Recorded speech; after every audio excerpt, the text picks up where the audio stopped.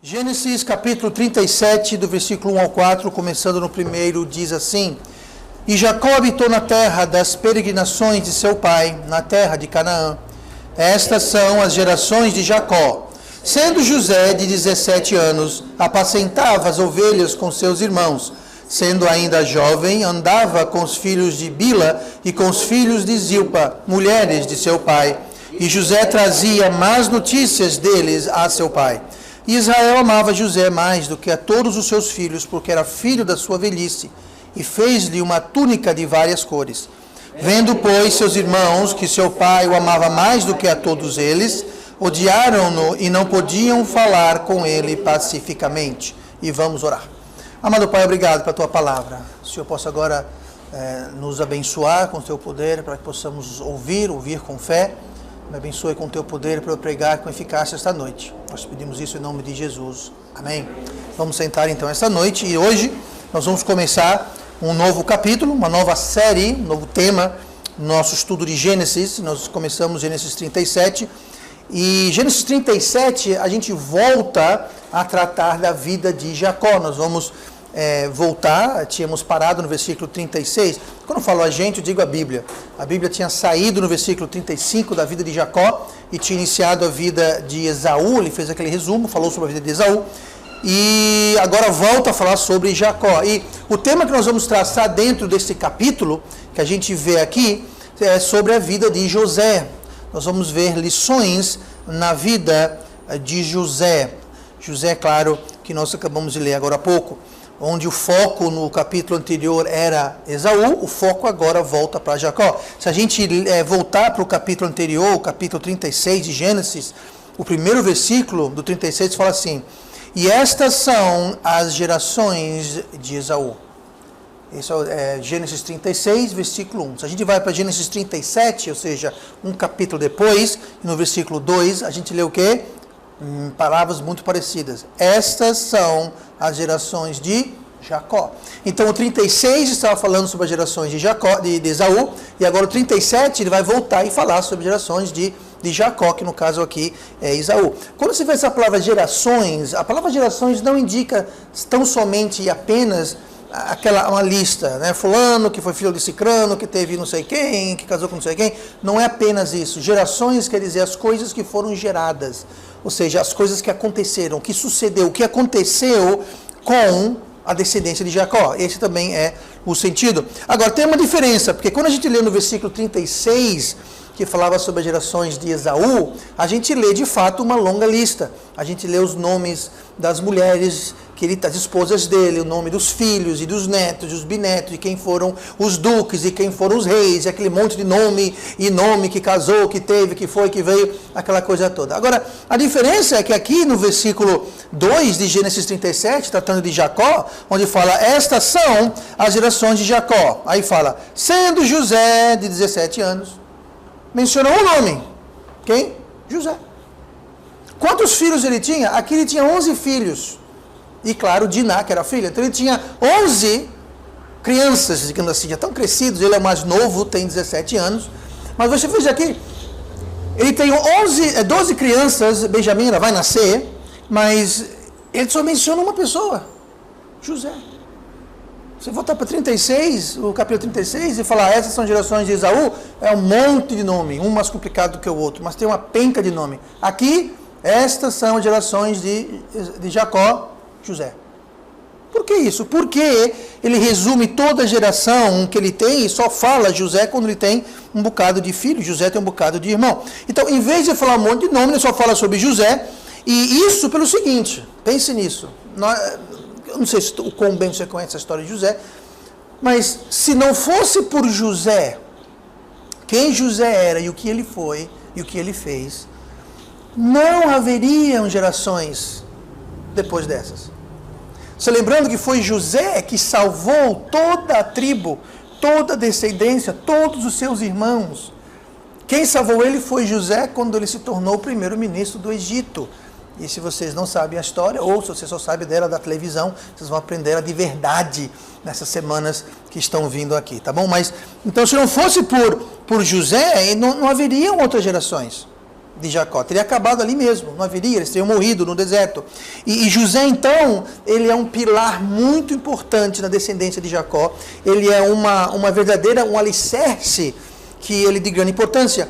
De fato, se a gente analisar aqui os próximos 14 capítulos de Gênesis, de 37 em diante, os próximos 14 capítulos, eles incluem Jacó. Jacó está no meio. Jacó está na periferia, Jacó está na história em algum lugar, mas o foco principal são sobre os filhos de Jacó. Então veja bem, só para comparar com a semana passada, o capítulo 36 era um capítulo que Deus deu uma pausa para falar sobre Esaú, e um capítulo, o 36, ele começa a falar sobre Esaú e termina falando sobre Esaú, e Esaú acabou-se, desaparece.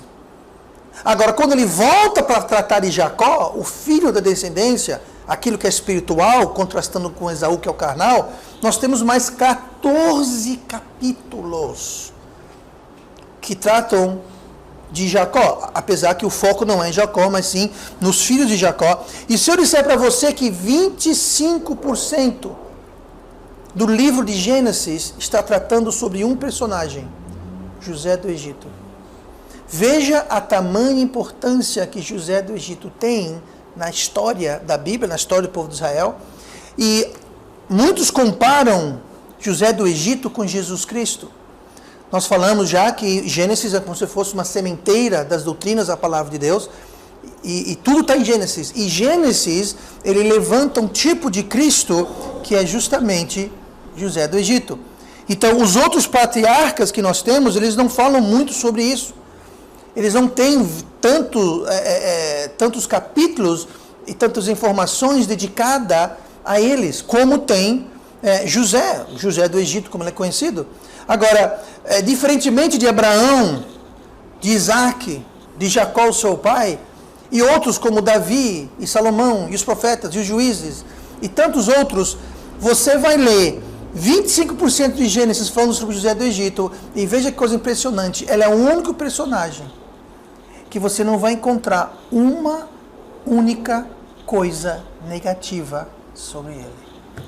Se você vê a vida de Abraão, Abraão pisou na bola feio, duvidou de Deus, desobedeceu Deus, faltou com fé, mentiu sobre sua esposa foi bater lá no harém do faraó, o seu filho Isaac foi um zero à esquerda, totalmente desinteressado. Jacó, o homem também que boa parte de sua vida desperdiçou, mesmo depois que Deus ficou trabalhando na vida dele, ele fez muitos erros. Nós estudamos a tormenta e colhendo a tormenta durante várias semanas, alguns meses atrás.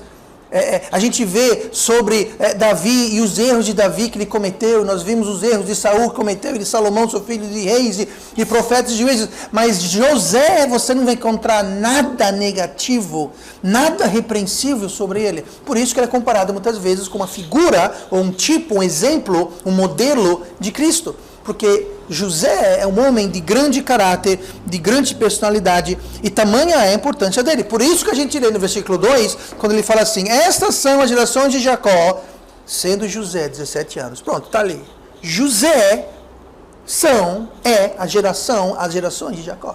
Porque a partir dele é que tudo acontece. Então vamos ver hoje, como modo de introdução, para esse capítulo, algumas características sobre a vida de José. Características essas que nós devemos ter em nossas vidas. Isso aqui não é um estudo acadêmico para ficar vendo a vida dos outros. Não, isso aqui Deus deixou para a gente aprender, para a gente ter em nossas vidas, os nossos filhos, nossas filhas e nós mesmos. E o nome José, vamos começar por isso. O nome José, ele significa Deus acrescenta, ou Deus aumenta, Deus adiciona. Esse é o nome. E Deus, ele quer e pode acrescentar as nossas vidas. Ele pode aumentar, acrescentar, se a gente seguir o exemplo e copiarmos as características da vida de José em nossas vidas. Então, só tem uma pessoa que pede para José na Bíblia, francamente. Essa pessoa é Jesus. É um caráter nobre, um caráter sem repúdio algum. Ele realmente é algo excepcional e só pede para Jesus. Vamos então começar a ver aqui e aprender algumas coisas com José. E vamos com o versículo 2, que nós lemos agora há pouco, que diz assim: essas são as gerações de Jacó. Sendo José de 17 anos, apacentava as ovelhas com seus irmãos, sendo ainda jovem. Primeira coisa que eu quero falar sobre José esta noite. José o jovem. Tente falar isso rápido, vai se enrolar todinho. José o jovem. A gente lembra de José, aquele grande primeiro-ministro que reinou o Egito. Aquele José do Egito, que foi um grande... Mas aqui ele tem 17 anos. 17 anos. Quantos anos você tem, Vitória? 17 anos. 17 anos. Quantos anos você tem, Neto? 15. Veja só. Mas eu que tem 17 anos? Gabriel, você tem? Zidane, 17 anos. Veja aqui, gente. José aqui, ele tinha 17 anos e a Bíblia ainda fala, sendo ainda jovem. Gente, é perfeitamente possível você ser alguém piedoso. É perfeitamente recomendável alguém ser piedoso e ser jovem. Ser jovem. Ser piedoso não é negócio de velho. Você pode perfeitamente, deve ser jovem, ser piedoso. Ser jovem não é sinônimo de rebeldia, desobediência ou retardamento mental. E eu falo isso com sinceridade. Muitas vezes você vê jovem fazendo coisas que não tem outra explicação, não sei dizer que tem um problema mental. Então, ser jovem não é sinal, ou desculpa, ou sinônimo de ser rebelde, de ser desobediente, de ser doido, de viver uma vida sem preocupação, uma vida sem responsabilidade, uma vida sem nada. Não. Aqui nós temos o exemplo de José do Egito. Paulo, escrevendo a um jovem Timóteo, escreveu assim, em 1 Timóteo 4,12: ninguém despreze a tua mocidade, a sua juventude, mas seja o exemplo dos fiéis na palavra, no trato, no amor, no espírito, na fé, na pureza. Paulo aqui está dizendo para o jovem Timóteo que ele devia ser o exemplo. Ele falou, ninguém despreze a sua mocidade, incluindo você, Timóteo. Não deixe que ninguém despreze, nem a gente deve desprezar alguém porque é jovem. Jovem. Não sabe de nada, não pode fazer nada, é inútil, é um zero à esquerda. Não. Aqui em 1 Timóteo 4,12, Paulo fala que Timóteo deve ser o exemplo. Os jovens devem ser exemplo. De quê? Na palavra, quer dizer isso? Na Bíblia, entender da Bíblia, viver na Bíblia. Fala aqui no trato, o que é trato? No dia a dia, no viver, na convivência. Como você vive? No amor, demonstrando amor pelos outros, claro. No espírito, na fé, na pureza. Isso é o que Paulo espera de um jovem, do jovem Timóteo. É isso que Deus espera. Então, sabe, essa história de achar, sou jovem, posso viver uma vida impura, uma vida de tolice, de rebeldia, fazer o que eu quero. Isso não está na Bíblia. Deus não espera isso. Tá? Então, José era um jovem, e um jovem piedoso, um jovem dedicado. E isso é bem diferente do que o mundo prega. Né? O mundo prega que o jovem viva a sua vida. E que tal essa? Minha filha vai fazer isso não, porque ele é jovem. Ele não vai ver igual um velho, não. Sabe qual é o problema? Isso é o mundo aqui e o mundo aqui. Tá? Ser jovem não quer dizer ser mundano, gente. Tem jovem mundano, adulto mundano, velho mundano, tem tudo. Mundano tem tudo quanto é faixa etária, tem tudo quanto é jeito. Não precisa ser jovem, todo mundo. Jovem não é desculpa. E José aqui, ele era. Então, no cristianismo, a idade não é importante. A maturidade espiritual é importante. Você pode ter alguém de 17 anos que tem maturidade muito maior do que alguém que tem 80 anos. Alguém que é salvo há 30 anos pode ser mais imaturo do que alguém que foi salvo 2, 3 anos atrás. Ou 6 meses atrás. Porque idade não quer dizer nada, absolutamente nada. E nós temos que ter consciência disso. O que mais podemos saber sobre o José aqui? Versículo 2 ainda fala que, sendo José 17 anos, apacentava as ovelhas com seus irmãos. Não só era jovem, ele era o quê? Ele era o trabalhador. Ele trabalhava, gente. José trabalhava.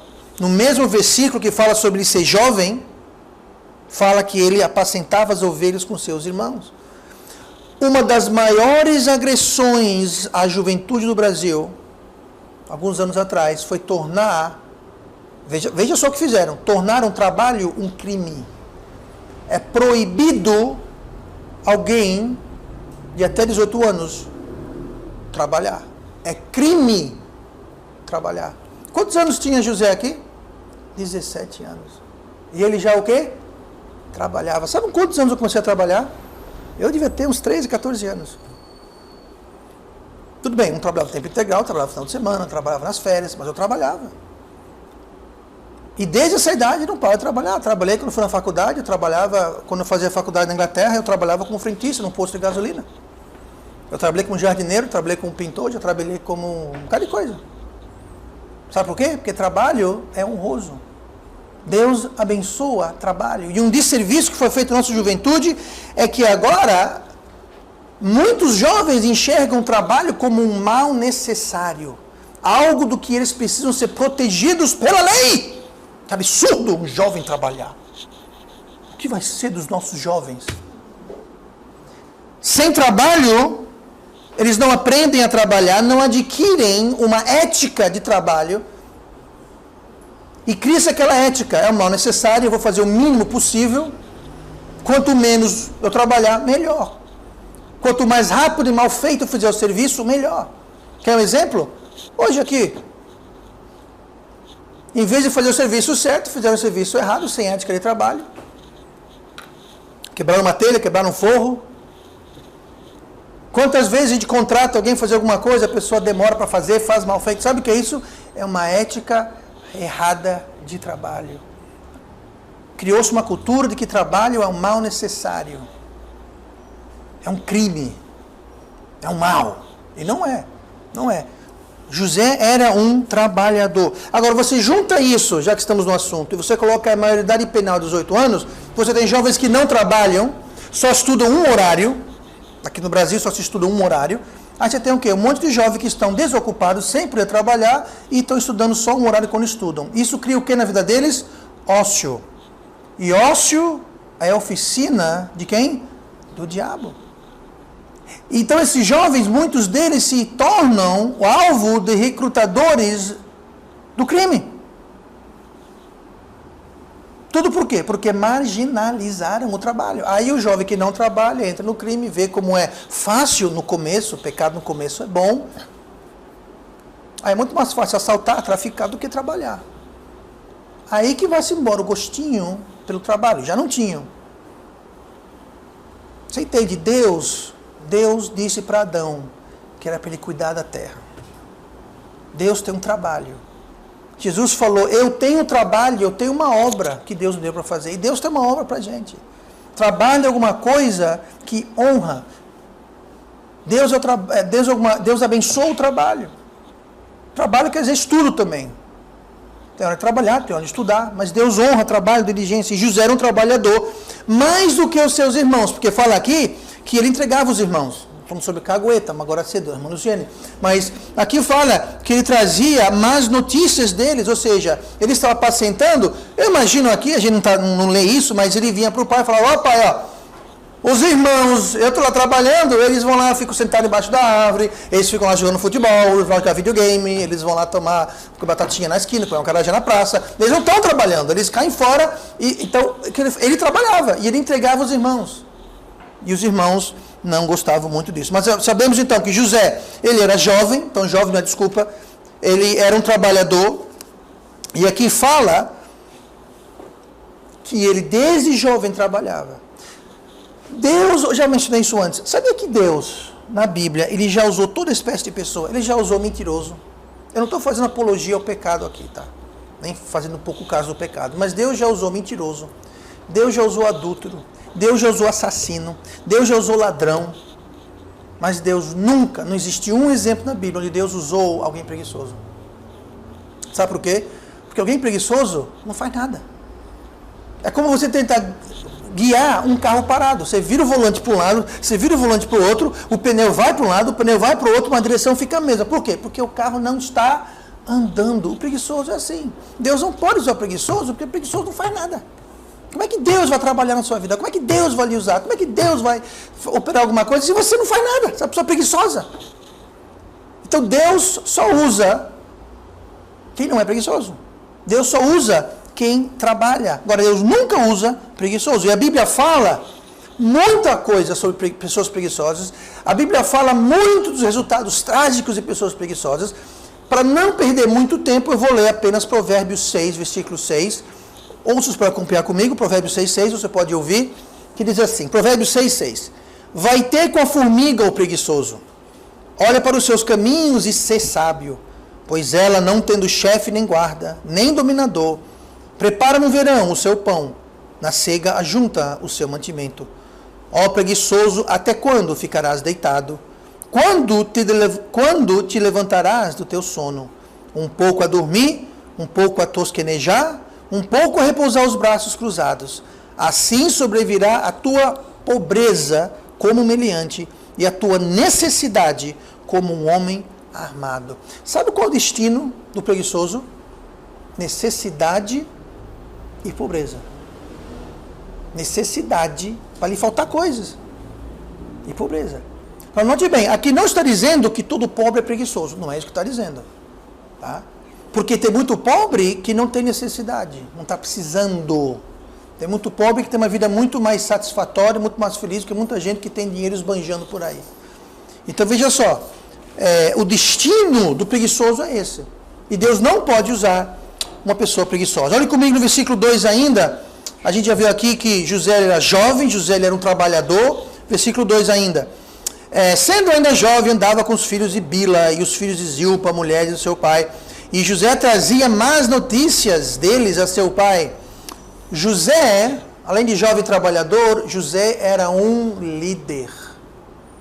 José era um líder. Veja bem, ele tinha 17 anos, mas ele já era um líder. E aqui José, ele aprendeu a primeira e mais importante lição sobre liderança. Ele já sabia.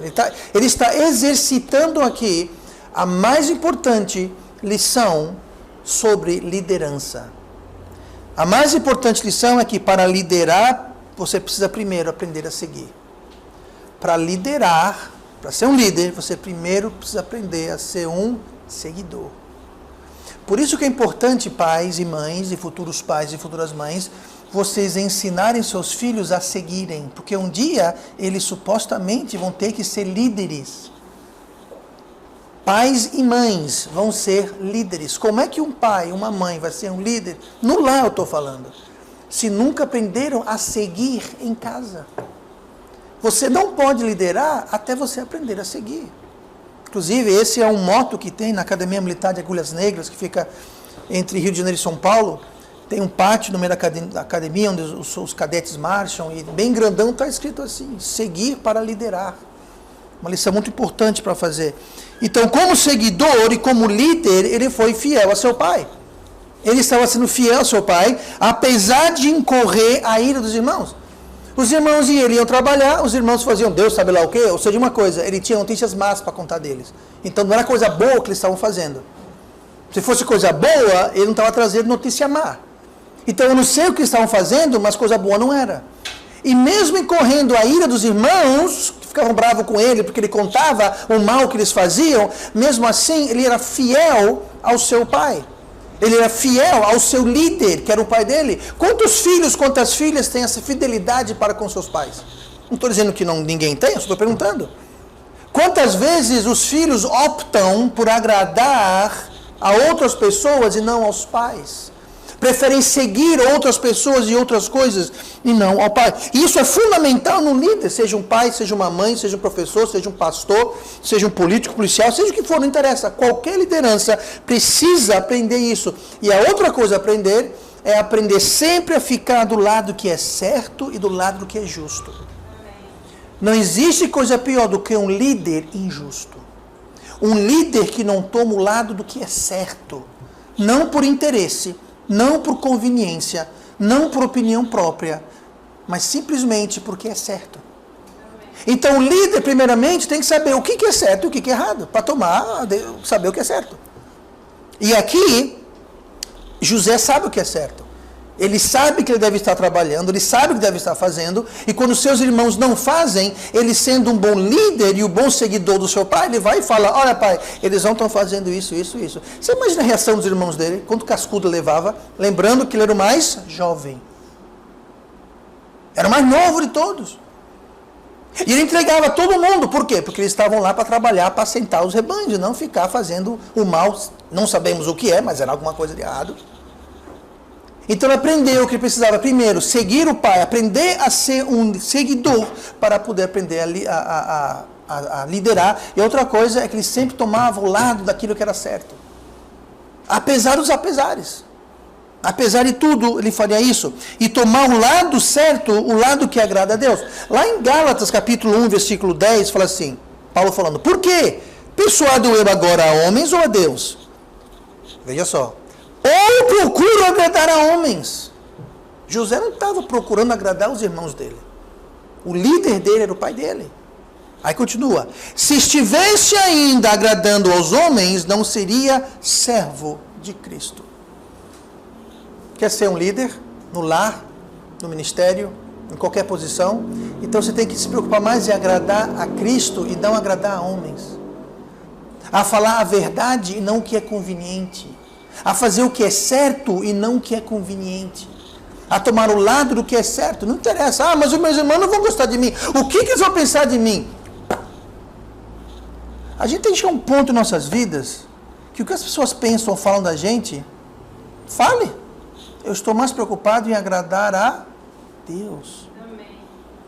Muita gente, antes de fazer alguma coisa, quer pegar uma lista. Deixa eu ver. Primeiro, agrada a mim? Agrada. Ok. Primeira coisa, tem que agradar a mim. Se não agradar a mim, esquece. Segunda coisa, eu vou agradar ou desagradar quem? Porque eu não quero desagradar as pessoas erradas, né? Eu não quero desagradar as pessoas que vão me causar problema. Então eu vou agradar eles primeiro. Aí lá no fim da lista tem Deus. É a última pessoa que você pensa em desagradar ou agradar. Isso está errado. Isso não é um bom líder.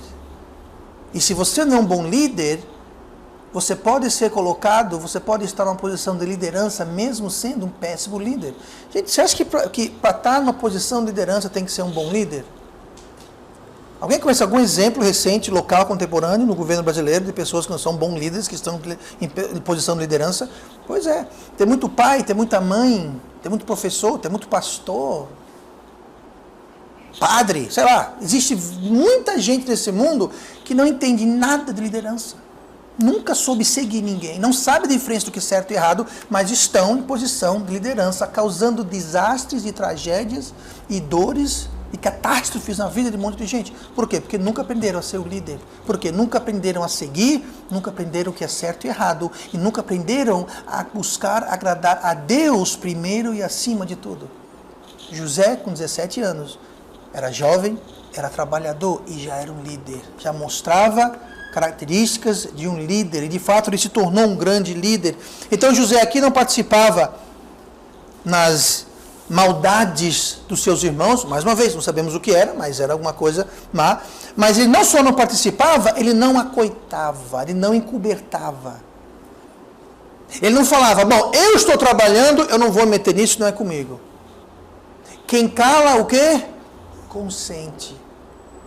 Deixa eu ler para você aqui, Romanos 1, versículo 32, fala assim: os quais, conhecendo o juízo de Deus, que são dignos de morte os que tais coisas praticam, não somente as fazem, mas também consentem aos que as fazem. Consentem. Se você consente, o que é consentir? É você ver alguma coisa e você deixar passar em branco. Você não falar nada.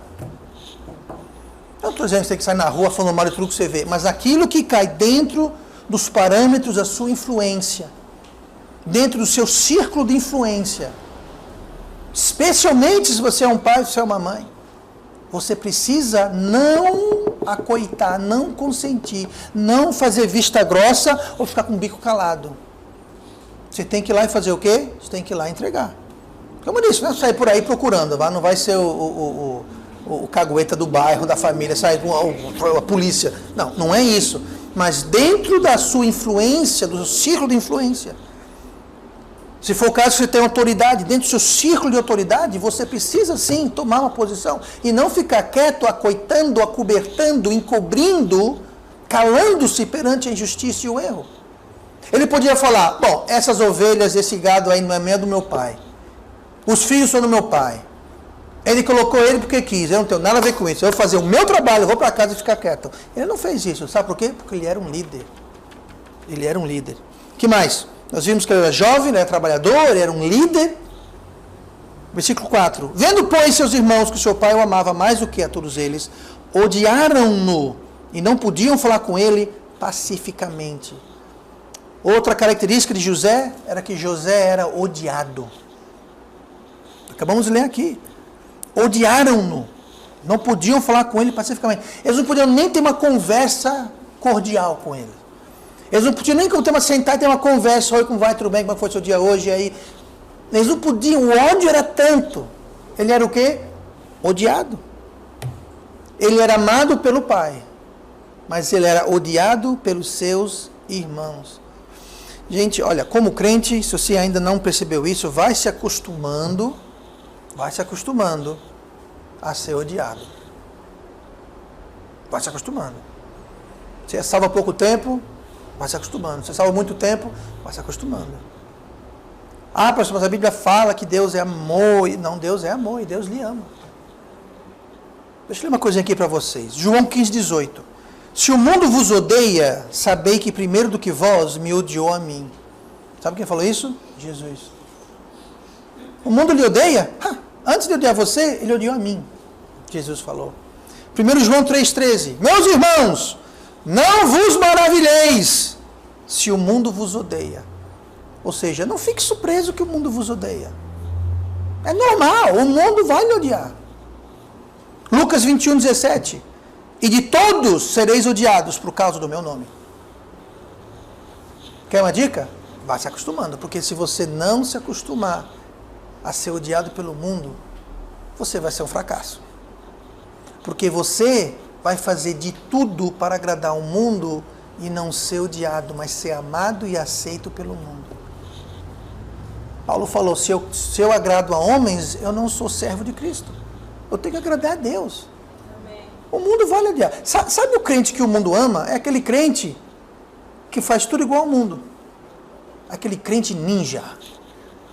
Ele é camuflado. Ninguém sabe que ele é crente. Ninguém sabe. O dia que alguém descobre, você é crente? Não, não é possível. Ninguém acredita que o cara é crente. Você é crente? Não, você está brincando, né? Você não teve aquela festa semana passada, que você subiu na mesa e... Você é crente? Ah, tá. Ah, que na sua igreja pode. Ah, na sua igreja pode. E a Bíblia fala o quê? Gente, ó, o que a igreja fala ou não fala, o que a Bíblia fala. Vá se acostumando em ser odiado. Porque se você não se acostumar, se você que só ser amado e bajulado pelo mundo, você vai ter que ser igual ao mundo. Igual ao mundo. Deus, nosso Pai, nos ama, mas haverá aqueles que irão fazer o contrário, vão nos odiar. Assim como José, o seu pai o amava. Deus, nosso Pai, nos ama. Mas existem irmãos, e é triste isso, quem odiava José não era o mundo, eram os seus irmãos. Pois é, você vai ter muito irmão e pseudo-irmão que vai lhe odiar. Porque a sua posição pelo que é certo e justo e correto vai acusar e trazer convicção na vida deles. Tipo assim, mas Zidane, você vai evangelizar toda semana, Zidane. Bruno, você é muito novo para estar fazendo essas coisas, você foi evangelizar semana passada. Você é muito jovem para estar usando essas roupas. Você é muito... Não é o mundo que fala essas coisas, gente. Sabe o que fala essas coisas? Irmãos. Quando eu saí da Inglaterra, tinha posição na igreja, eu era professor de escola dominical, era o capitão de um ônibus, eu dirigia o ônibus, eu fazia um bocado de coisa na igreja. Tinha um trabalho bom, uma carreira boa, uma casa boa, tudo maravilhoso. Aí eu falei, eu vou largar tudo, vou seguir o que Deus quer para mim, vou largar tudo isso e vou seguir a vontade de Deus. Muito irmão veio para mim e fez, ó, isso é louco. Sabe quem falava isso? Pessoas que não vinham para todos os cultos, quer dizer, eles não sequer se davam trabalho de vir para todos os cultos, aqui estava eu largando tudo para seguir a vontade de Deus. Então, aquela minha posição para com Deus trazia convicção na vida deles. Que nem se demonstravam fiéis para vir a todos os cultos, sequer. Então isso gera ódio. Alguém vem e fala, eu levei 10 almas a Cristo semana passada. Minha se gabando, já mostrando, Sabe o que é isso? É o ódio. Aí vai puxar o saco do pastor.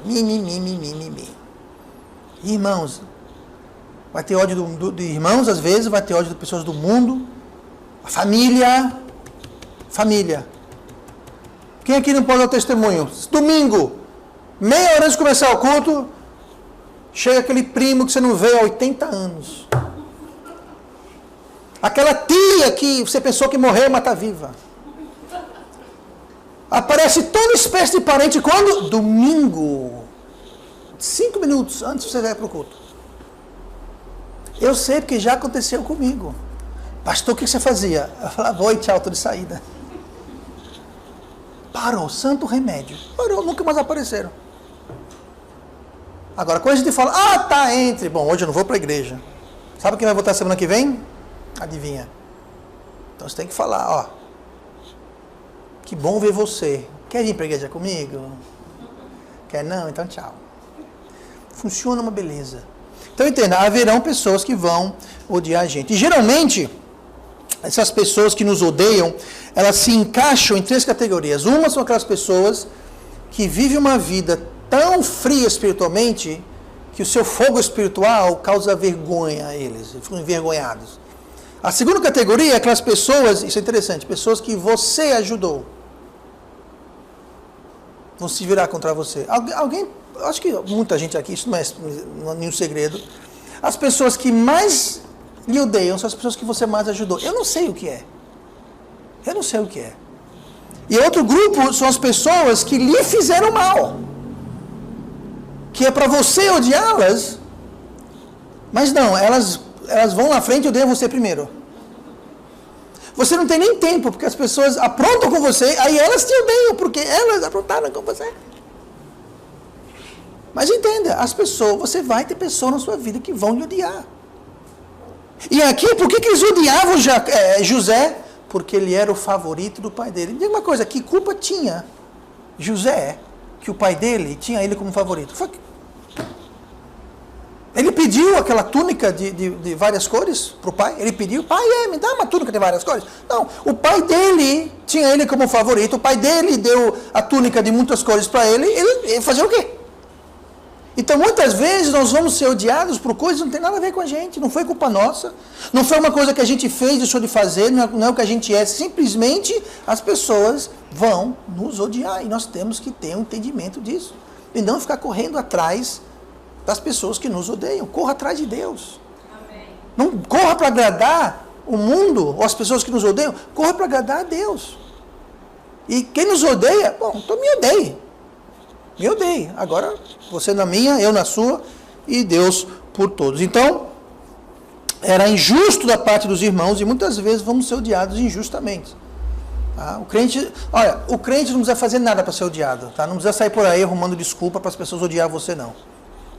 Tá? Tem muito crente, pseudo-crente, que sai por aí e faz questão de ser odiável, né?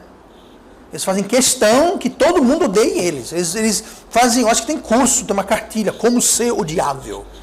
Eles querem ser odiados, eles querem sair do caminho deles, eles querem buscar o ódio. Não precisa fazer isso, é só você viver uma vida que agrada a Deus, que você vai ter pessoas o bastante que vão lhe odiar por isso. E você tem que saber disso e fazer paz com isso. Agora, se você não quer nunca ser odiado por ninguém, então você já perdeu a batalha sem antes ela começar. Infelizmente. Resumindo essa noite, que o tempo está passando. Como nós vamos ver nos seguintes, subsequentes estudos em Gênesis 37, José fazia parte de um plano divino. Deus tinha um plano divino para a vida dele. Como eu disse, toda a geração de Jacó é resumida em José. Por quê? Porque esse plano divino incluía o fato que José ia ser o responsável pela salvação de todos os irmãos, de toda a família, toda a tribo, toda a descendência, da qual veio Cristo. Ele ia ser a pessoa responsável por isso. Então Deus tinha um plano divino para José, mas para que isso acontecesse, algumas coisas precisavam ser verdade. Número 1, ele precisava ser um jovem dedicado a Deus, e ele era. Para que o plano divino sucedesse, ele teria que ser um trabalhador. Não um preguiçoso, irresponsável, mas um trabalhador. Ele precisaria ser um líder. E ele era um líder. E ele teria que passar pelo fato de ser odiado.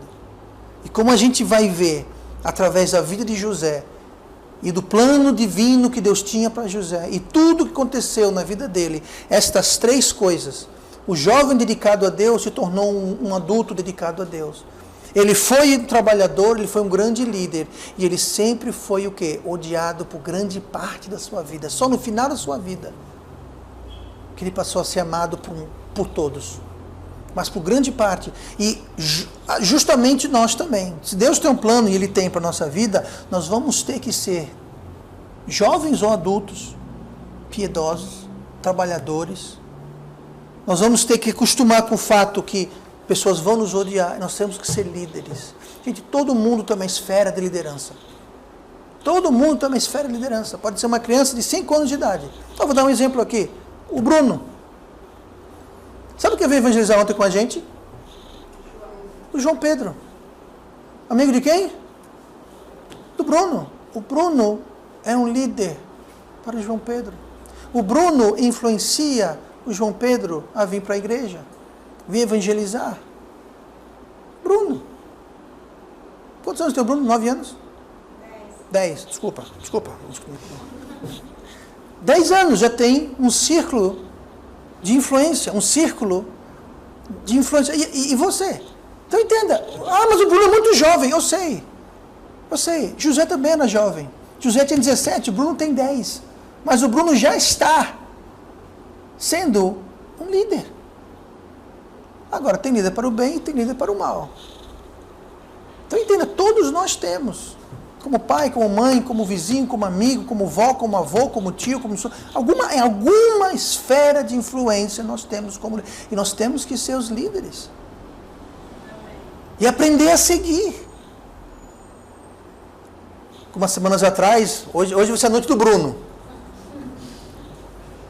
Só aparecendo aqui por um motivo ou outro, o Bruno, o Gabriel e o Augusto, para evangelizar. Só os 3. O que eles fizeram? O Bruno pegou os panfletos, foram-se embora aqui perto da escola São Jerônimo. O Bruno orou e saiu distribuindo panfleto e pregando, e levaram 6 anos a Cristo. Sabe quem ele está seguindo? Está seguindo a mim, está seguindo o irmão João, seguindo o irmão Manuel. Ele vê as pessoas fazendo e ele segue. Ele segue. Aí o João vê ele, o João Pedro, segue ele. Aí tem o Herbert Júnior, mesma coisa, com Augusto. Entenda, gente, todo mundo tem. Eu só mencionei jovens aqui, porque estamos falando de José do Egito, quando ele era jovem. Jovens. Todos nós temos uma influência, e Deus quer usar. Agora, a gente tem que estar, o quê? Disponível. Porque Deus tem um plano divino para nossas vidas. Eu, vendo aqui o Herbert, eu vejo o Zidane. O Zidane faz, o irmão mais novo dele vê e segue. O Herbert faz o quê? O Zidane faz, vê a mim, vê o João, vê o irmão, vê outros que fazem. Então, ao passo que o Zidane segue, ele também lidera o irmão dele. E assim vai. Então entenda, Deus tem um plano, e se nós tivermos se a gente tem essas características que José tinha na sua vida, se a gente tem em nossas vidas, Deus pode usar a gente também. Deus pode usar, agora a gente tem que se qualificar. Agora, Deus não chama nenhum preguiçoso, Deus não usa o preguiçoso, Deus não usa a pessoa que não sabe seguir, porque ela não sabe liderar. Deus não chama uma pessoa que quer ser amado por todo mundo, só quer ser popular, quer ser aceito, não quer nunca. Deus não pode usar isso. Então vamos deixar que Deus use-nos, se a gente emular o que José tinha em sua vida. Semana que vem vamos voltar, nós vamos ver outras características de José, este grande personagem. E oremos.